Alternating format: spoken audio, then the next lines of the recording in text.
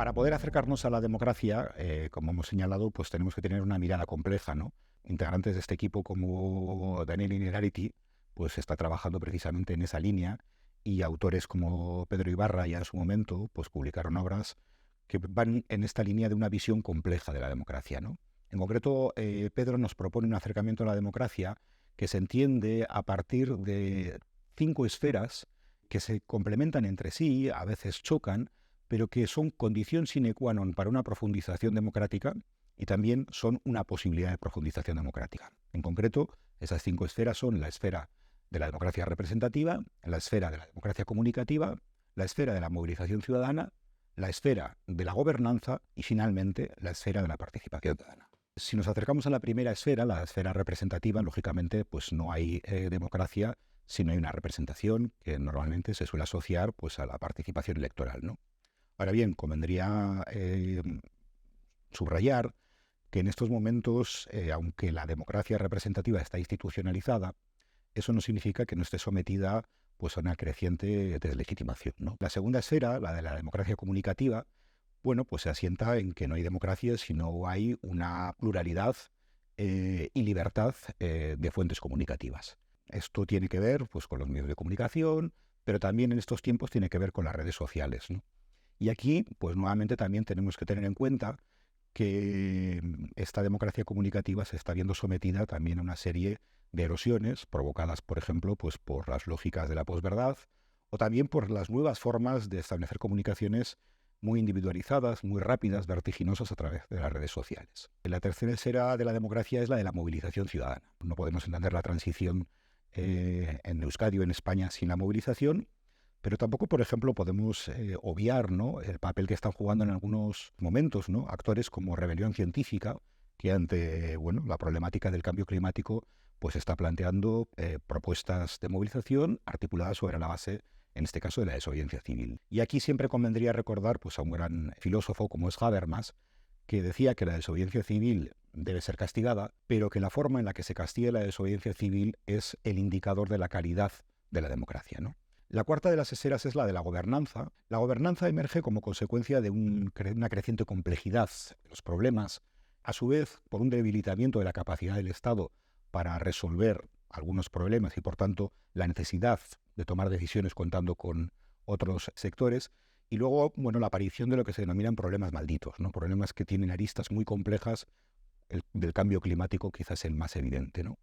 En el despliegue de la esfera de la gobernanza se observa pues, una traslación de formas más elitistas de acercarnos a esta gobernanza, fundamentalmente vinculadas pues, a las interacciones entre grupos de interés y grupos de presión con los gobiernos, pero paulatinamente se va observando un despliegue hacia formas de gobernanza que se asientan más en el expertise, en el conocimiento, y esto nos lleva a las policy networks. Se va dando una traslación de fórmulas más exclusivas y elitistas hacia fórmulas más abiertas y horizontales, ¿no? Y finalmente, después de haber analizado estas 4 esferas, nos quedaría la esfera de la participación ciudadana, ¿no? Como en las anteriores, si falla la participación, falla la democracia.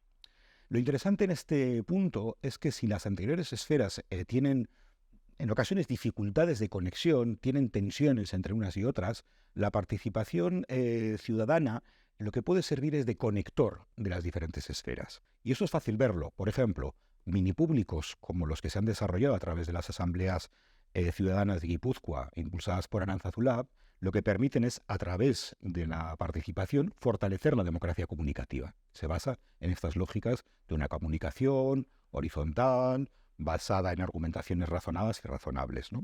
A su vez, por ejemplo, la participación ciudadana a través de los presupuestos participativos puede mejorar la democracia representativa, porque en última instancia el punto final de los presupuestos participativos es la implementación de políticas públicas. A su vez, la participación ciudadana permite aterrizar a lo local la gobernanza, ¿no? Y una expresión de esa gobernanza colaborativa podrían ser también los planes de desarrollo comunitario que se pueden implementar en diferentes barrios, ¿no? Y finalmente, vinculándolo con la esfera de la movilización, la participación ciudadana también puede y debe contemplar el agonismo, ¿no? La lógica agonística, que es una lógica, digamos, que cuestiona el orden, siempre en estas argumentaciones que vamos a desarrollar para mejorarlo en clave democrática, ¿no?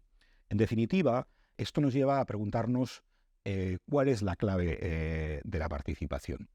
Y la clave de la participación está asentada en dos dimensiones. Una, el reparto del poder. Dos, la articulación comunitaria. Si entendemos que hablar de participación significa hablar de participación en el reparto del poder, lo primero que tenemos que entender es qué es la política y cómo la situamos. Todo proceso de participación requiere procesos de politización. Hay parte de la población que ante problemáticas que tiene a lo largo de su vida puede tener recursos económicos, puede tener redes sociales, puede tener posiciones de poder que les permitan hacer frente a esos problemas. Pero eso es una minoría de la población y en una perspectiva democrática tenemos que atender al conjunto de la población. De tal forma que es necesaria una solución para aquellas personas que no tienen posibilidades privadas para resolver problemas cuyas raíces son públicas. Así pues, la politización supone transitar desde una visión particular, individual de los problemas, para considerarla de forma pública a partir de la interpretación de que esos problemas solo se pueden resolver si entre todos y todas somos capaces de encontrar soluciones colectivas que generen normas de obligado cumplimiento. A su vez, hemos dicho que la otra cara de la participación es la articulación comunitaria. Participación significa participación en el reparto del poder, pero a su vez, este reparto del poder no tiene que estar orientado en forma individual, sino que tiene que estar orientado también de forma pública. ¿Pero qué sucede? Sucede que estamos en un contexto neoliberal que está acrecentando impulsos individualistas y a su vez está rompiendo las redes comunitarias. Desde esa perspectiva, los procesos participativos lo que deben buscar es tratar de tejer comunidad, de tal forma que pasemos del tránsito del qué hay de lo mío en las dinámicas participativas a la construcción del qué hay de lo nuestro. Aquí es clave, por lo tanto, que todo proceso participativo se interrogue no solo hasta qué medida facilita un reparto del poder, sino también hasta qué medida construye ciudadanía. Hay una obra muy interesante de Klinenberg que tiene un título que es Palacios del Pueblo, ¿no? Él analiza una serie de catástrofes, en concreto una ola de calor en Estados Unidos, y descubre que en los municipios más ricos pues se muere menos gente, pues porque tiene aire acondicionado, lógicamente, y va a analizar qué pasa en los municipios pobres y ve que de media pues muere más gente. Pero de repente descubre que hay zonas, hay barrios en los que hay muy pocas muertes, barrios pobres, y otros barrios en los que hay muchas muertes. Y dice, ¿qué está pasando aquí? Y lo que descubre es que en aquellos barrios en los que hay trama comunitaria, en esa ola de calor, los vecinos y las vecinas podían ir a los centros cívicos que tenían aire acondicionado, se podían acercar a las barberías, son conocidos por sus convecinos y en consecuencia, digamos que tienen redes de apoyo que les posibilita sobrevivir con mucha más facilidad a aquellos barrios en los que la trama comunitaria se había roto. Por eso es importante recuperar la trama comunitaria y desde esa perspectiva, de la misma forma que las infraestructuras urbanas no se hacen por arte de magia, sino que requieren recursos, liderazgo político y financiación, las infraestructuras comunitarias, la trama comunitaria requiere también liderazgo, impulso político y financiación. Es normal que muchas instituciones, y cuando hablo de instituciones hablo de movimientos sociales, pero también de gobiernos, tengan como fuente originaria del impulso de la participación el legitimarse. Y eso es absolutamente importante e imprescindible en estos tiempos que, como hemos visto, pues la democracia está sostenida a muchas erosiones, ¿no? Las instituciones gubernamentales, las instituciones sociales necesitan legitimación y los procesos de participación, en última instancia, si están bien desarrollados, les legitiman, ¿no? A su vez, hay otra motivación que es el de la eficacia. Se considera que los procesos participativos nos pueden llevar a soluciones más eficaces. Y eso es cierto. Son más eficaces los actores sociales cuando impulsan procesos participativos y detectan necesidades no solo desde sus perspectivas, sino desde perspectivas abiertas, que son las de la comunidad, y también son más eficaces las instituciones y el cuerpo técnico, como hemos visto, cuando tienen opiniones que les permiten avanzar a la hora de afinar las políticas públicas, ¿no?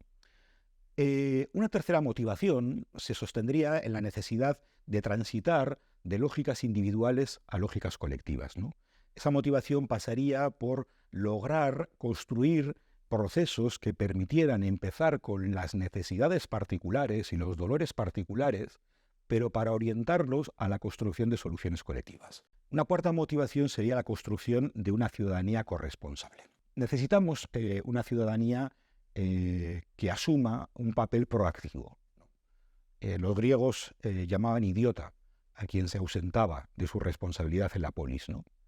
Y al final la complejidad, los errores, lo vertiginoso de nuestros tiempos, pues está haciendo que muchas gentes asuman esa lógica de la idiotez, ¿no? Precisamente por ello la participación ciudadana, una de las motivaciones fundamentales debe ser construir ciudadanía responsable, construir ciudadanía republicana en el sentido de que es una ciudadanía que se vincula con la res pública. Y finalmente, una quinta motivación de la participación sería tratar de dar voz a aquellos sujetos que están ausentes. Al final no podemos construir un mundo desde las ausencias, ¿no? La teoría política feminista nos dice que la voz siempre es la del sujeto normativo, la del sujeto que más poder tiene, ¿no? Todo proceso participativo debe localizar las diferentes ausencias para tratar de conseguir que esas personas ausentes, por diferentes razones, porque están en procesos de crianza, porque están en paro, porque están en una situación de exclusión social, pasen a formar parte del espacio de los y las afines, para poco a poco ir formando parte del nosotros y el nosotras. Ese nosotros y nosotras que asume ese rol republicano, ese rol proactivo en la defensa de este tesoro que es la democracia.